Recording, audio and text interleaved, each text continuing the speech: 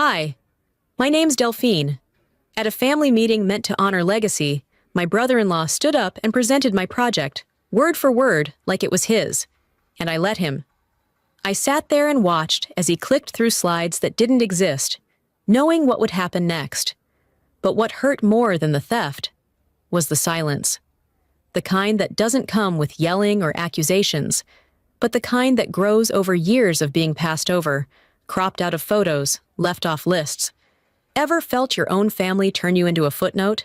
Because that's where my story begins. It was warm in that specific Arizona way, where the air feels dry enough to crack your lips, but the light is too soft to hate. My heels tapped against the sandstone path that led up to my parents' estate in Scottsdale, echoing like a warning.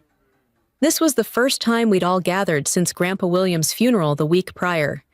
Technically, it was just an informal family dinner, but we all knew better.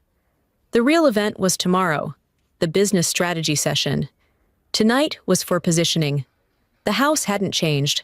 Same Spanish tile roof, same wraparound porch, with sagging wicker chairs that no one sat in unless it was for a photo. Inside, the usual mix of citrus cleaner and overcooked lamb filled the air.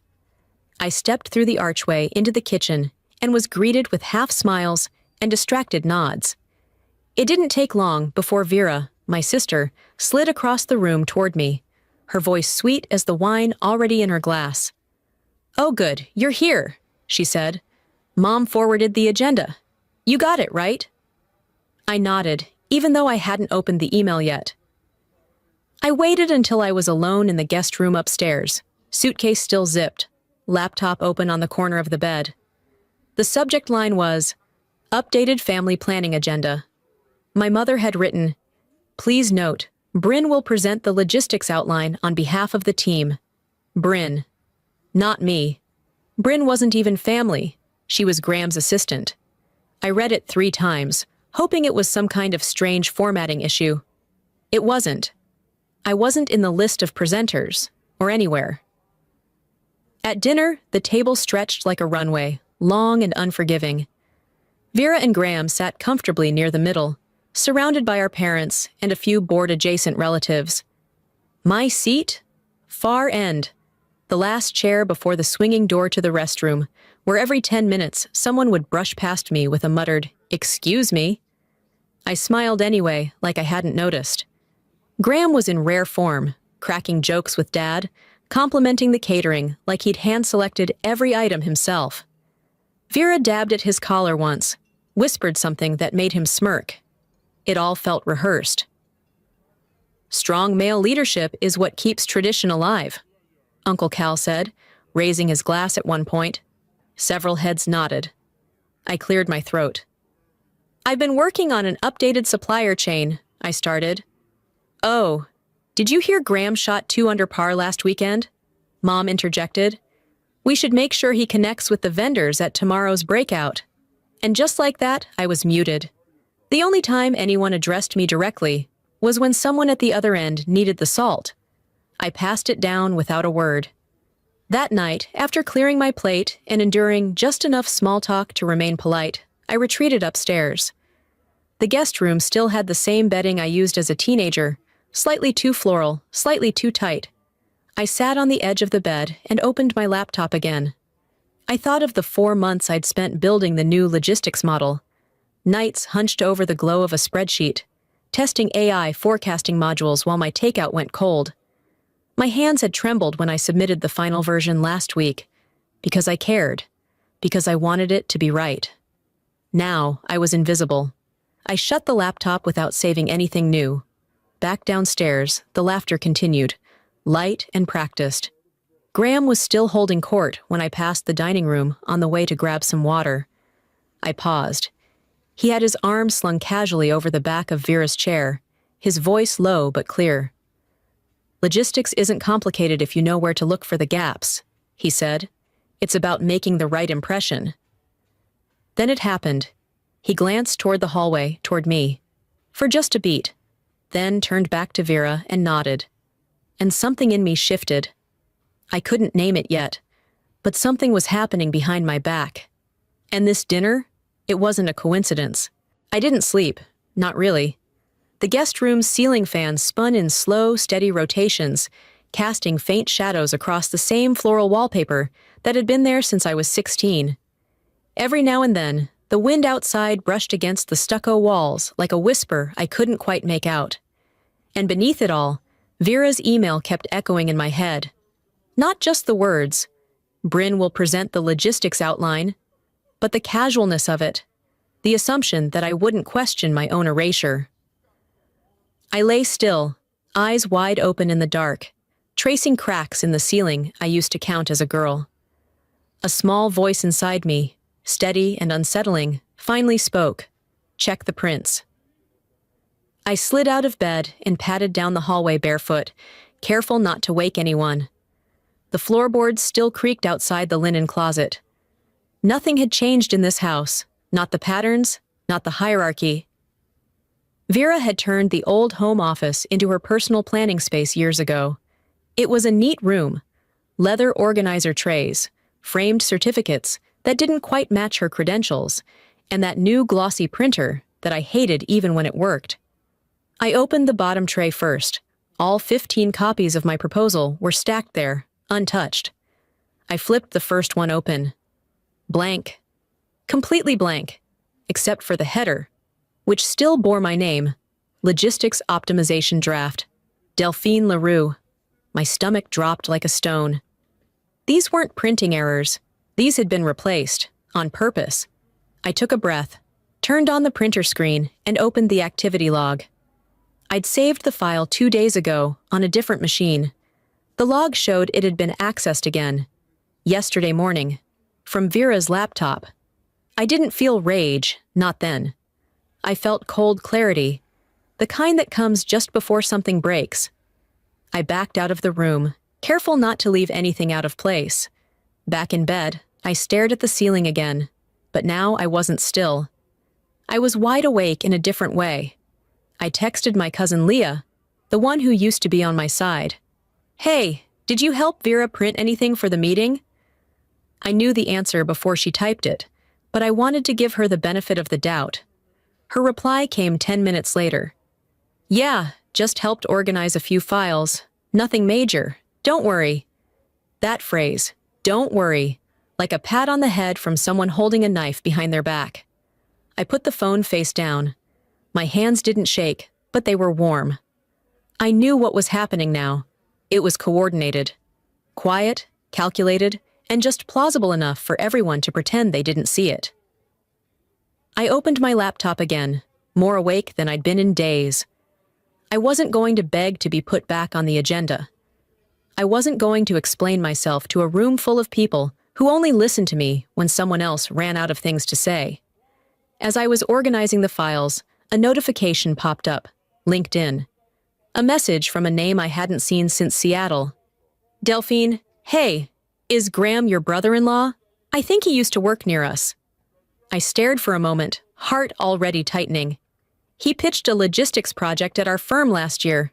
Sounded brilliant, but, well, it turned out most of it wasn't his. Whole thing blew up. He left before they could formally reprimand him. I didn't reply. I didn't need to. The pattern was now a full circle. This wasn't Graham's first theft. It was just the first time he thought the original creator wouldn't fight back. I created a new folder on my desktop, labeled it Real Final, locked it with encryption, set backup protocols, uploaded it to a cloud under a pseudonym account I created back in college, one no one knew about. Then I built a duplicate version, superficially similar, but hollow inside. The slides looked impressive. Charts, color-coded models, placeholder numbers. But none of the underlying code worked. None of the links led to live data. I placed that version into the shared folder Vera had accidentally added me to. I made sure the name of the file was polite, formal, appealing. Family Business Strategy, Logistics, V2, Final. And then I stared at myself in the window. The reflection looked tired, but not defeated. "Let him present it," I whispered. My mouth curved, not into a smile, but something more precise. The kind of expression you wear not when you win, but when you're done waiting to be seen. The next morning, I came downstairs early. The house was still quiet, except for the occasional sound of someone moving chairs in the dining room or the hum of the espresso machine warming up. I didn't bother making small talk. I just poured myself a mug of coffee and leaned against the kitchen island, where I had a full view of the living room. Graham was there, rehearsing. He stood in front of the television with his laptop open, clicking through slides he hadn't created. His voice was polished, steady, rehearsed. The implementation phase will begin Q2, aligning cross-functional teams through proactive integration of automated sorting. He paused, nodded, scrolled. This next graph demonstrates our predictive capacity under load variability. Notice the dip at week 6. Intentional stress test. I watched him smooth his tie, practicing his gestures like he was auditioning for a TED Talk. Everyone else just walked by, unconcerned. No one questioned why he had the floor. No one noticed the absurdity of it all. I took a slow sip of coffee, letting the heat settle behind my teeth, and kept watching. Not with panic or rage, but calculation. Every movement, every word, every fake glance at fake data. I was documenting it all with my eyes, down to the way he tilted his chin just slightly, as if the spotlight had never once left him. And I remembered. It was last spring, the night before that community business gala hosted by our local Chamber of Commerce. I had been asked to speak. My name had been printed in the program, my bio posted online. I had practiced my remarks 3 times in front of the mirror. I had earned that spot. That evening, just as I was heading out the door, Mom stopped me. She was wearing pearls and that forced calm she put on before saying something damaging. "Let Graham do it," she said softly. "You don't want to seem too aggressive. People don't like that in women." I stood frozen in the hallway, her hand gently pressing my elbow, like it was just a suggestion, not a direction. "Graham's better at delivering," she added. "You've done the work. Let him present it." And just like that, I'd smiled and stepped back. Graham went instead, gave my speech, got a standing ovation. At the time, I told myself it didn't matter. The message still got across. But it did matter. It mattered more than I wanted to admit, because that was the first moment I started becoming invisible in plain sight. Later that same morning, as we set the dining table for lunch, I found myself helping Graham and Vera's daughter, Ellie, with the placements. She was all of 7, sweet, sharp, and too young to filter anything. As we laid out the silverware, she looked up and said, "Mom says you're a dreamer, but not someone who finishes things." The plate I was holding slipped slightly in my hand. I caught it before it hit the table, but my fingers tensed around the edge. "Is that what she said?" I asked, keeping my voice light. Ellie shrugged. "She said you always have a lot of ideas, but Uncle Graham knows how to turn them into real stuff." I smiled. I nodded. I kept placing the forks. Internally, something hardened, not out of malice toward Ellie, who was just echoing what she heard, but because it confirmed everything I'd already started to suspect. They hadn't just stolen my work. They'd rewritten my role entirely. To them, I was an early sketch, a rough outline, something to be replaced with something sleeker, flashier. Back in my room that evening, I sat on the edge of the bed again. I opened the list of every model, system, strategy doc I had built in the past 2 years. 63 files, hundreds of hours. None of them had my name on the slides they were rehearsing. That's how they erased me, not by arguing with what I'd done, but by making sure no one saw it in the first place. I wasn't angry anymore. I was done being surprised. I opened my tablet and checked the shared folder Graham had accessed the night before. The fake proposal, hollow slides, no formulas, empty visuals, was still the only file in there. The one with the single line in bold font. Good luck. Then I glanced at the real folder, encrypted, time-stamped, duplicated across 3 clouds and 1 external drive. This wasn't about regaining approval. This was about pulling off the mask and making sure the people who'd smiled while cutting me out were seen for what they were. As I closed my tablet, Ellie's voice rang again in my head. Not someone who finishes things. No malice, no sarcasm, just confirmation from the only person in that house who hadn't learned to lie politely. I whispered to myself, they all believe I'm just decoration, and that's exactly why the plan had to go through. The hallway leading to the kitchen was lined with family photos, vacations, celebrations, milestones that had been arranged in what Vera liked to call a visual timeline of legacy. Most frames were perfectly leveled, the kind of symmetry that screamed curated. Except for one. It hung slightly askew, always had. I used to fix it when I lived here. Every time I passed, I'd tilt it back into place, but by the next morning, it would be crooked again. Eventually, I stopped trying. It was taken 5 years ago at a company anniversary event. The entire family was in it. Mom, Dad, Vera, Graham, and me. But the way it was framed, my face was half cut. A cropped edge of a smile, a shoulder visible. But my eyes? Gone. No one ever mentioned it. No one offered to reframe it or replace it. It wasn't about the frame. It was about who mattered enough to be centered. I stared at that photo for a long moment before continuing down the hall. The kitchen was quiet. Everyone still upstairs or scattered, prepping for the meeting. I made a cup of tea and wandered to the storage cabinet by the laundry room. It was where they kept old office supplies, some dusty trophies, and forgotten seasonal decor. Buried behind a stack of outdated promotional pamphlets, I found the sketchbook. I recognized it instantly, the worn corners, the paint-stained binding. My name still faintly visible on the cover in faded silver Sharpie. I flipped through until I found it. The logo. It had been a late-night project when I was 17. The original idea for our logistics branch, interlocking gears shaped into the silhouette of a family tree. Grandpa loved it, said, "This feels like us, not just what we do, but who we are." It made it onto staff t-shirts for about 6 months before Vera and Graham decided to rebrand. Said it was too sentimental. Said clean lines and minimalism would position us better in the market.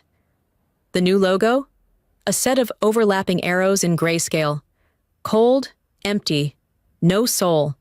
I closed the sketchbook and walked into the garage. That's where they'd prepped the banner for tomorrow's presentation. It was leaning against a stack of chairs, freshly printed and glossy. And there it was, the new logo. Except it wasn't new, it was mine. They'd taken the original silhouette, removed the softer edges, added a tagline, repackaged, sanitized, no credit, no mention. Just one more thing quietly absorbed into the Graham-Vera narrative. I didn't say anything. I didn't scream or rip the banner. I just looked at it. Then, slowly, I slid the sketchbook into my tote bag and headed back upstairs. On my way, I passed the crooked photo again. This time, I didn't reach out to fix it. They hadn't forgotten me. They'd framed around me. It hit me with a strange kind of clarity. They didn't see me as the weak link. They saw me as inconvenient. Inconvenient to the narrative they wanted. The one where Graham was the visionary, Vera the organizer, and I, the helpful little sister who liked to draw. Back in my room, I pulled out my laptop and opened the project archive. I began building the real strategy file, pulling from the live data, tightening every slide. Not for them, for me. I renamed the folder, uploaded it to a private server, added a timestamp. Then I drafted an email to Jenna, my old college roommate, now a business attorney in Phoenix. The email was simple. If this gets messy, please hold this version as my original. Full metadata included. I scheduled it to send in 24 hours, just in case. As the sun dipped behind the hills, casting orange slashes through the blinds, I whispered under my breath, "You framed me out of the picture. Let's see how you look without me in the frame at all. Tomorrow would be the strategy session, and I wouldn't be fixing frames anymore." The call came just after breakfast. I was rinsing out my coffee mug when the name lit up on my phone. Harold Granger, a longtime vendor, someone who'd worked with Grandpa since the early days of the logistics branch. He was the type who sent Christmas cards with handwritten notes and remembered your birthday, even if you only ever met him at quarterly reviews. "Delphine," he greeted, his voice always a warm rumble. "Hey, just checking in before the big event. I noticed something strange on the program. Your name's not on the speaker list." "That can't be right, can it?" The air around me thinned. I pressed the mug into the sink a little too hard. I'm sure it was just an oversight," I said too quickly. "Probably a draft version. You know how these things go." There was a pause on the other end. "Sure," he said gently. "Just didn't want you to be blindsided. You've done the legwork on this." I thanked him, hung up, and stood frozen in place for a moment, the sound of the faucet running into silence. It didn't take long to confirm what I already knew. On the kitchen counter was a stack of printed agendas for the day. I flipped to the second page, where the speaker list was outlined. Key presenters: Graham Whitaker, Vera LaRue. My name wasn't there, not under contributors, not under research leads, nowhere. The entire project had been stripped of my presence in a way so deliberate, so sanitized, it felt surgical. I wasn't just excluded. I had been erased. My pulse hammered in my ears. Not in rage, not in panic. Just that cold, steady drumbeat that comes when truth arrives, without room for denial. A few hours later, we gathered for the pre-meeting luncheon in the garden. White tents, catered buffet, polite jazz drifting from speakers mounted on poles. It was meant to be casual, celebratory, a warm-up before the serious stuff began. Toward the end, Vera stood to give out certificates of appreciation for extraordinary contributions. She held a clipboard and smiled like someone hosting a charity auction. Names were read. Applause followed. Even Michael, a second cousin, who had merely helped compile feedback forms, was called forward and clapped on the back. I stayed seated. I smiled. I clapped, like a ghost watching their own memorial.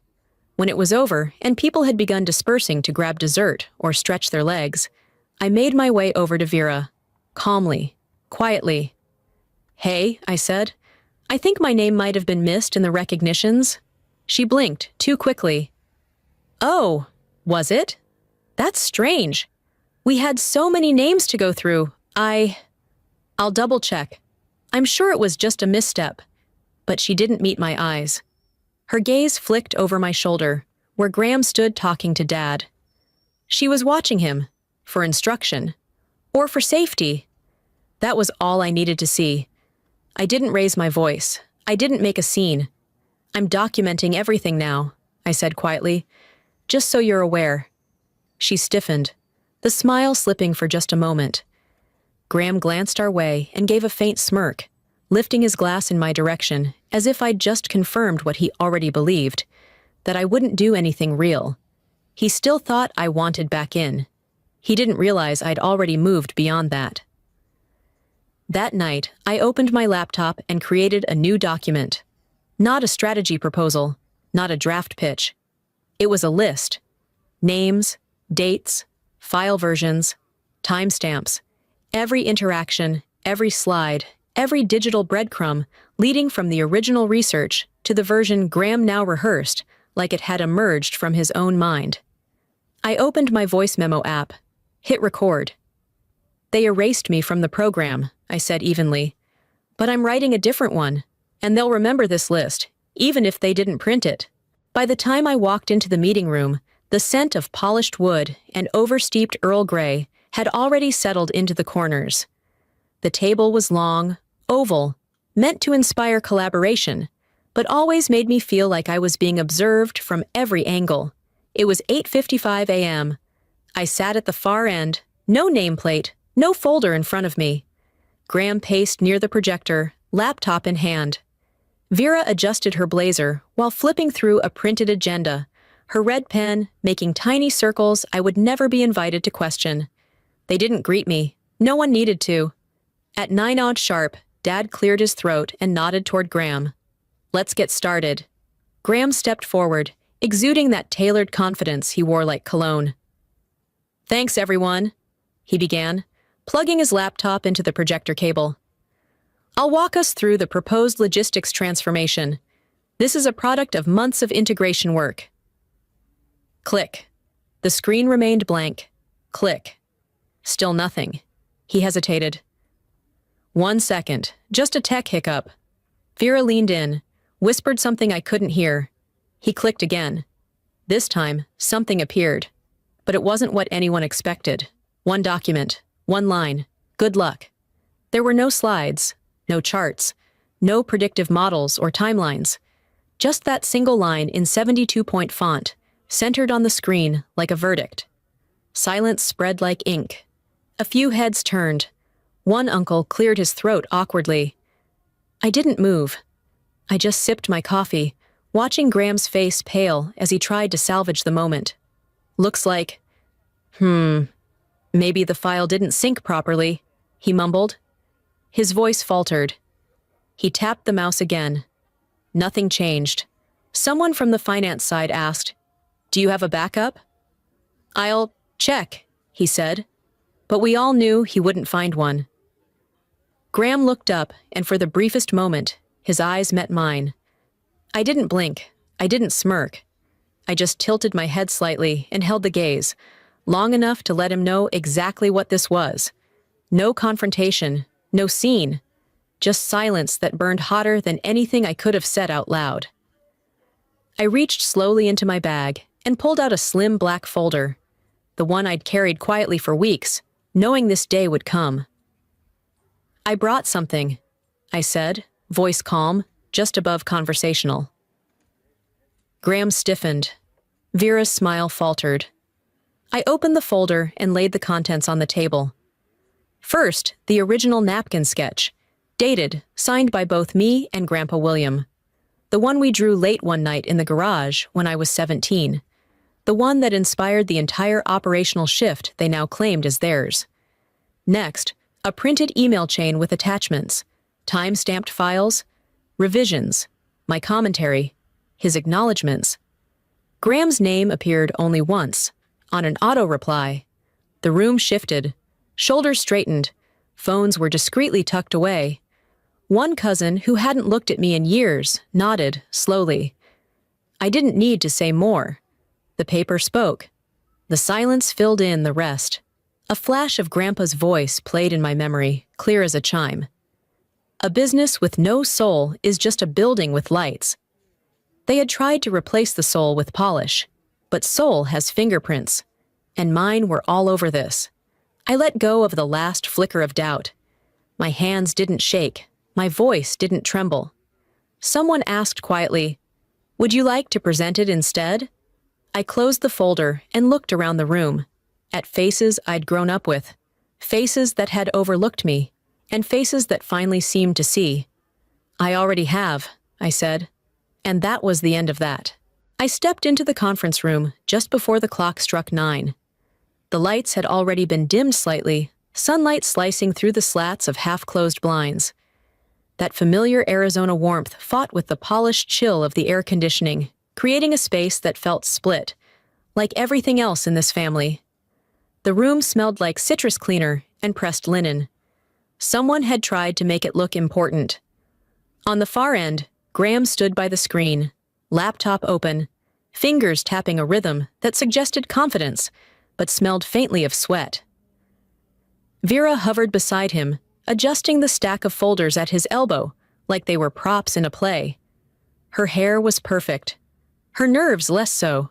I slid into my seat at the same far end as always. No greetings, no introductions, just the rustle of paper, the subtle shifting of alliances around the table. Dad nodded toward the screen. "Let's begin." Graham cleared his throat, tapped the remote. The screen stayed black. Click. Again. Still nothing. He gave a tight laugh. "Apologies, folks. You know how these things go. Technology and I are old enemies." Click. This time the screen lit up, but not with a slide deck. A video began to play. There was no title screen, no preamble, just the grainy footage of a kitchen, our kitchen, and a voice that made my stomach tighten before I even registered what he was saying. "She'll freeze like she always does," Graham's voice said. "Delphine doesn't know how to close." The room went still. Chairs stopped shifting. Breaths stopped halfway out. On screen, Graham leaned back in one of our dining chairs, wineglass in hand.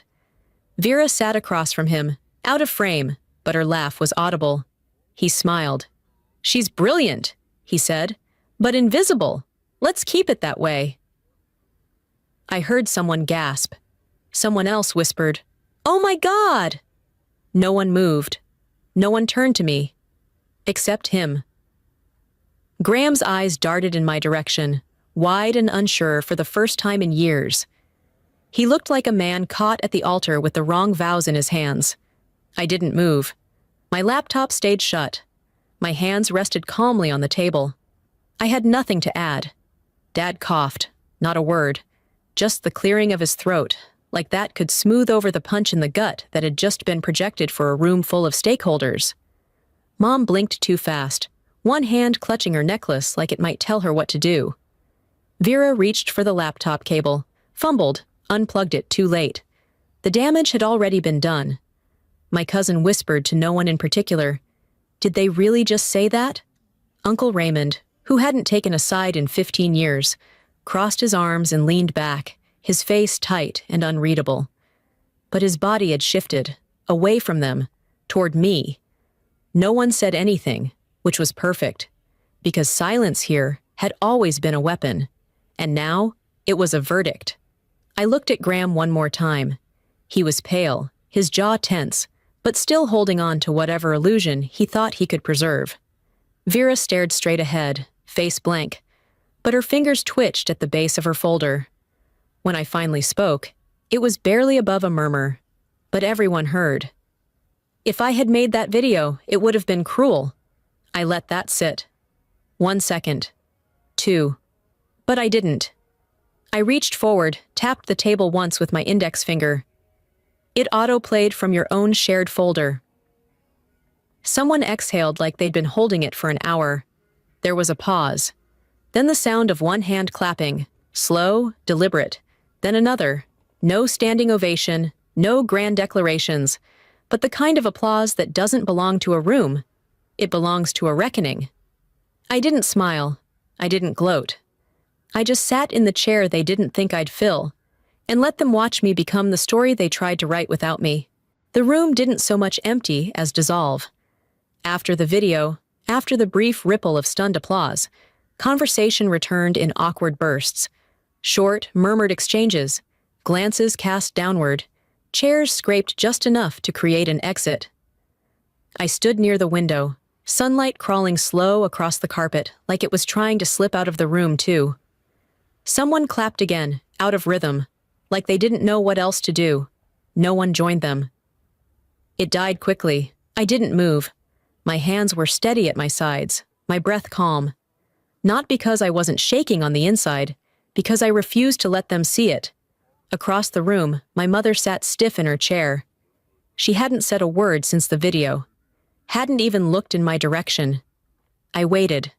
Just one glance, one nod, some flicker of recognition. She adjusted her bracelet. She looked at the carpet. She looked anywhere but at me. That silence was louder than anything Graham had said. Louder than the laughter in the video, than the gasps that had followed. It was worse than being insulted. It was being made irrelevant. When Dad approached me a few minutes later, it was with a kind of heavy caution, like he was stepping around broken glass he didn't want to admit he'd helped shatter. "We're already under a lot of stress," he said quietly. "Maybe just, don't turn this into a scandal, Delphine. Let it cool down." I turned to face him fully. "I didn't turn anything," I replied. "They did." His mouth opened like he had a rebuttal. Then it didn't come. He just nodded like I'd made a good point he didn't want to deal with. Later, I stepped out into the hallway toward the guest rooms. Vera was already there, waiting for me like she had rehearsed it. "You didn't have to go that far," she said softly. I didn't blink. "I didn't go far enough." She hesitated. "It's not what you think. Things get messy. Decisions get made under pressure. No, I said. You just never thought I'd stop letting it slide. She tried to soften her voice. We've all made mistakes, Delphine.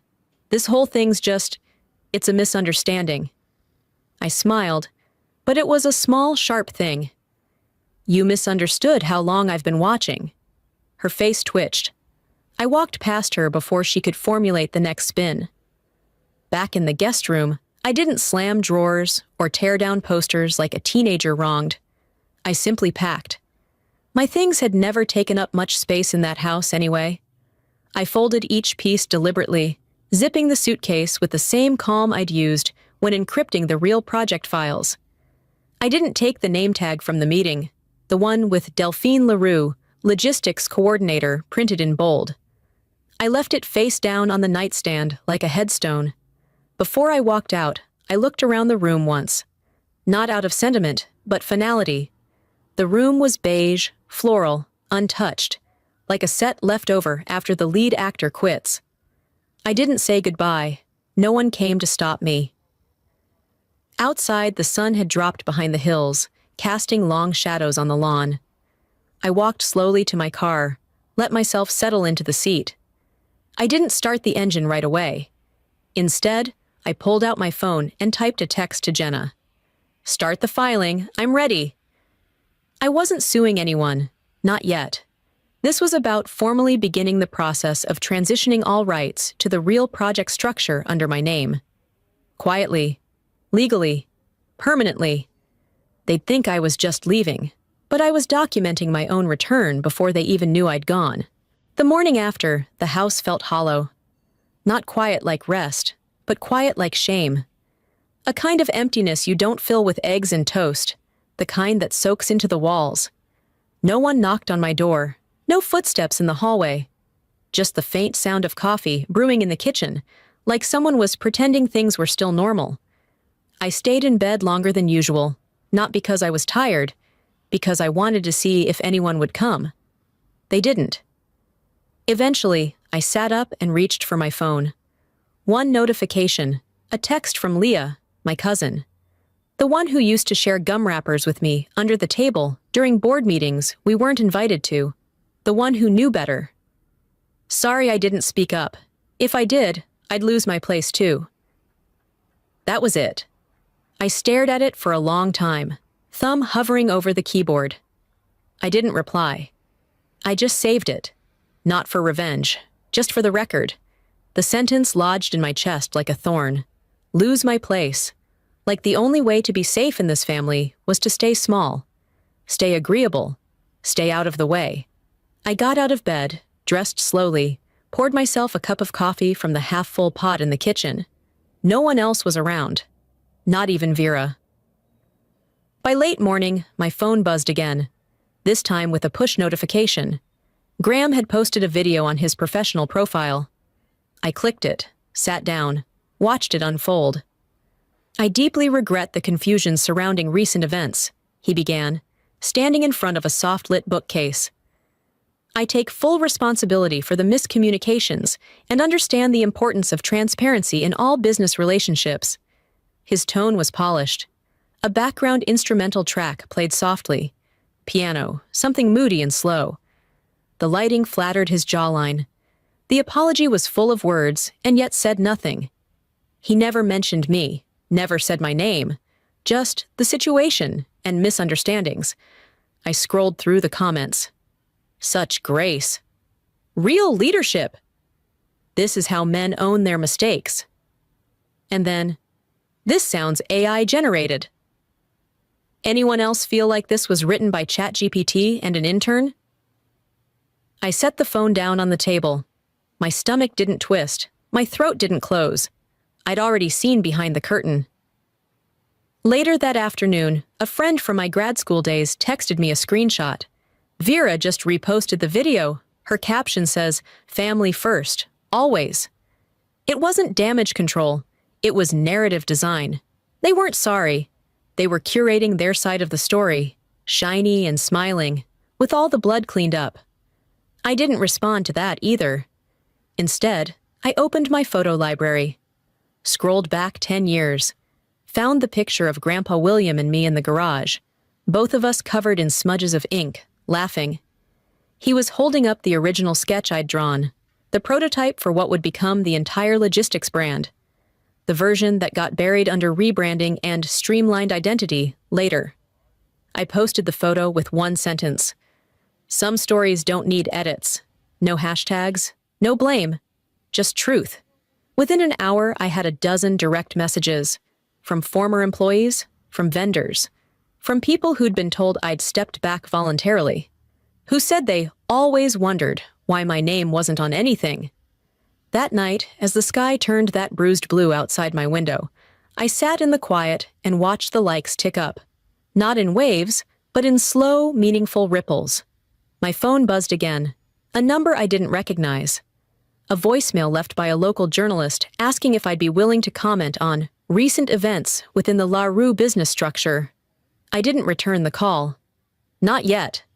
I held the phone for a moment and then whispered, not to anyone, but the air around me.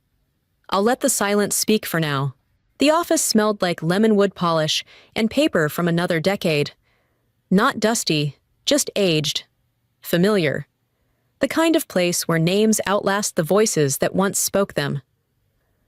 I stepped inside, greeted by the same receptionist who used to hand Grandpa William his coffee with 2 sugars and a nod that meant she knew he was more than his signature. She smiled as soon as she saw me. He said you'd come. I didn't ask when. I didn't have to.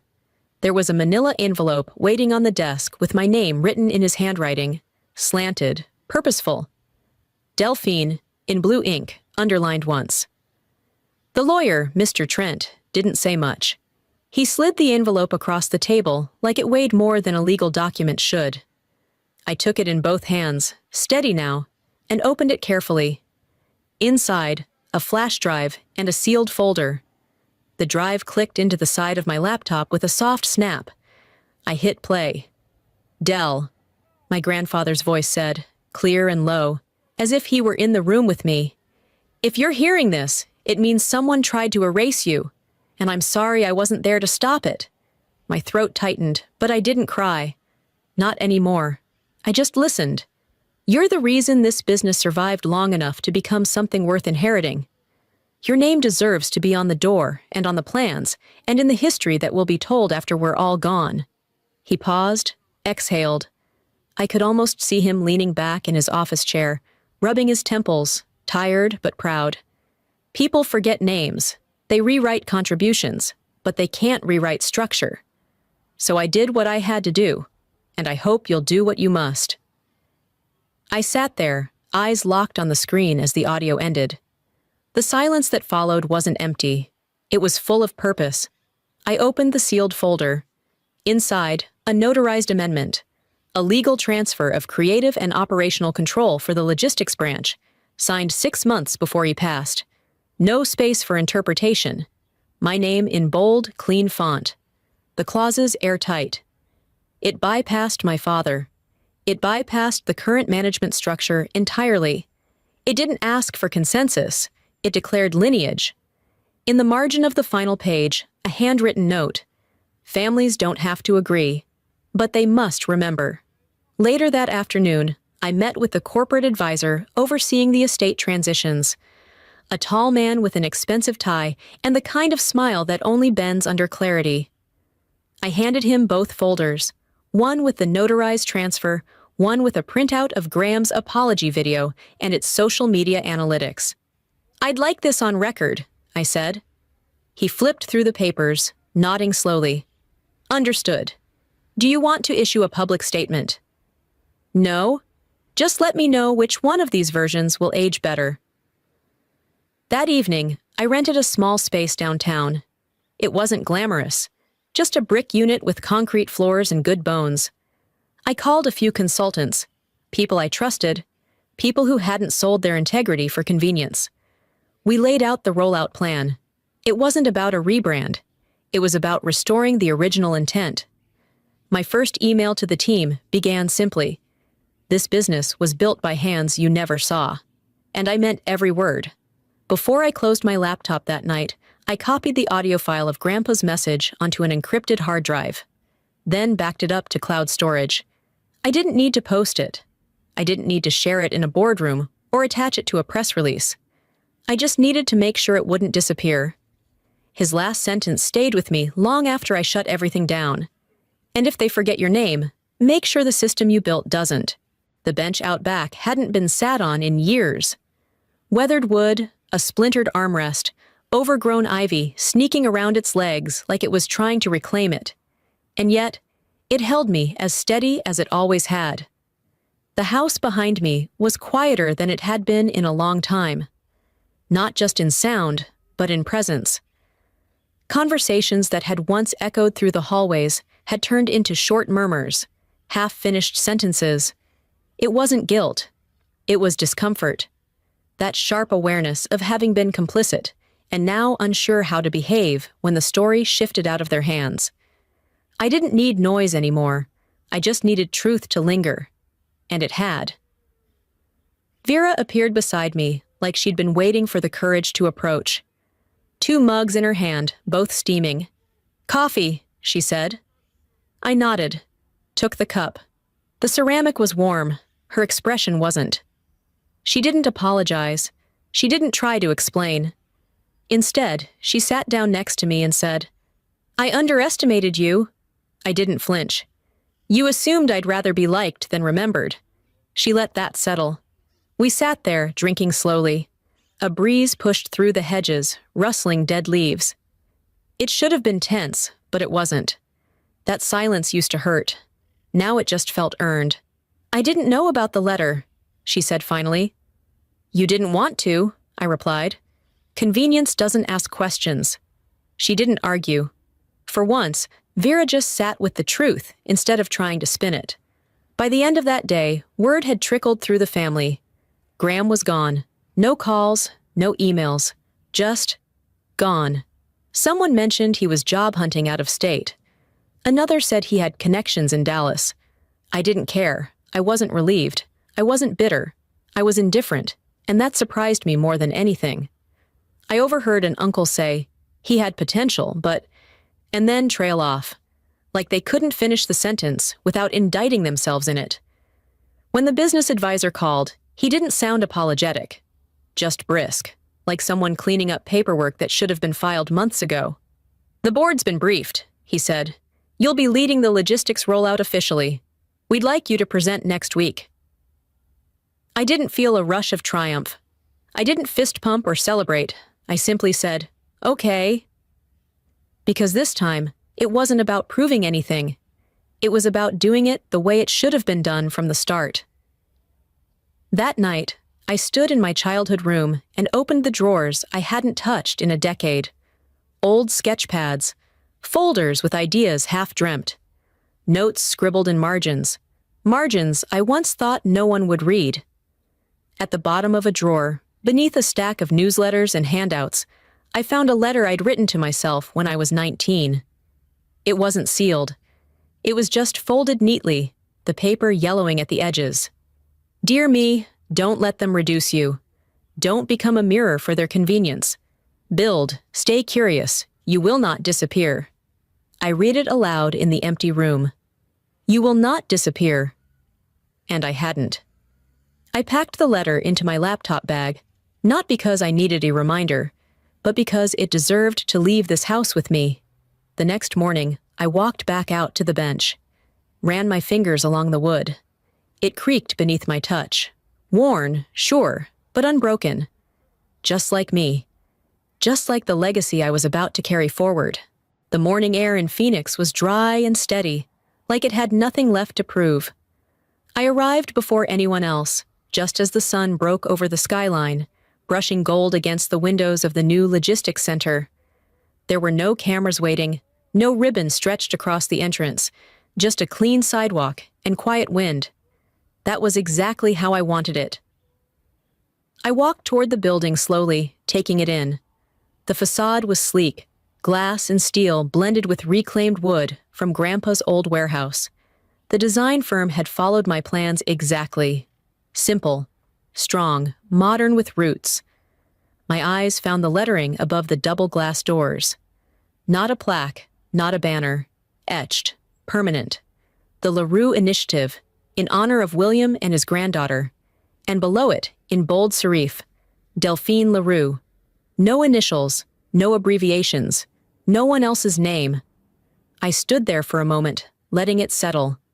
The sun hit the metal just right. The words glowed. Inside, the mural wrapped around the welcome wall. A stylized map of our supply routes curved across hand-painted lines that mirrored the gears from my first teenage sketch. The team had kept them faint, but intentional. My original marks preserved behind layers of new polish. Guests began arriving around 9. Colleagues, clients, a few board members, vendors I'd worked with for years who hadn't known how much of the system I'd built until it unraveled. They shook my hand. Some gave tight smiles, others nods that held more weight than words. Graham didn't show, not that I expected him to. Vera sent flowers, white lilies in a tall vase. No card, just a generic label that read, "Congratulations on the launch." I had them placed by the front desk. They looked fine there, neutral and unassuming, like her. My mother came, briefly. She stood near the back of the gathering, hands clasped in front of her, like she was attending a wake. She didn't speak. I didn't walk toward her. We let the space between us say whatever neither of us could. When it was time to speak, I didn't pull out a note card. I didn't clear my throat for attention. I simply stepped up to the small podium by the entrance and let the room come to quiet. "This place wasn't built in a year," I said. "It wasn't built by any one person. It came from late nights, overlooked hours, and people who did the work long before they were thanked for it. If they ever were." I paused. The silence felt soft this time. "I hope we see better now. I hope we build that way moving forward." Applause followed. Not loud, not theatrical, but steady, sincere. After the guests mingled, took their tours, and drifted away into their respective Tuesdays, I stayed behind. Walked the halls alone, touched each corner with my eyes, making mental notes of where to hang artwork, what areas needed softer light. In the main conference room, I ran my fingers across the nameplate on the door. Delphine LaRue, Director. It was mine. Not assigned, not borrowed, not decorative. I stood in the center of the room, closed my eyes, and breathed in deeply. This wasn't revenge. This was restoration. As I stepped outside to lock the door for the evening, the sun was dipping low. Its last rays lit the sign again. My name shimmered, etched, not printed, not removable. "They stole the pitch," I whispered, then smiled. "But I built the building." In life, the loudest voices aren't always the most truthful, and sometimes the silence, our own quiet persistence, is what shapes legacy. I used to think that speaking up meant shouting louder, fighting harder. But I've learned that real strength can look like walking away from the table you built, only to build a better one in your name. What they tried to take from me wasn't just credit. It was belonging. And what I reclaimed wasn't just a title. It was my place in a story they thought they could rewrite. But here's the truth. No one can erase what you've built with your own hands, especially when your name is carved into the foundation. So, if you're someone who's ever been overlooked, doubted, or made to feel invisible in your own family, your workplace, your community, I see you. And more importantly, I believe you. Now I'd love to hear from you. Have you ever been written out of a story you helped build? What did you do? Drop a 1 in the comments if this story struck something in you, or tell me where you're watching from. If you didn't like this video, tell me why. I welcome all voices here, even the hard ones. And hey, if you want to hear more stories like this, stories that cut deep but heal stronger, don't forget to subscribe. Tap that bell so you won't miss the next one. Your story might be next.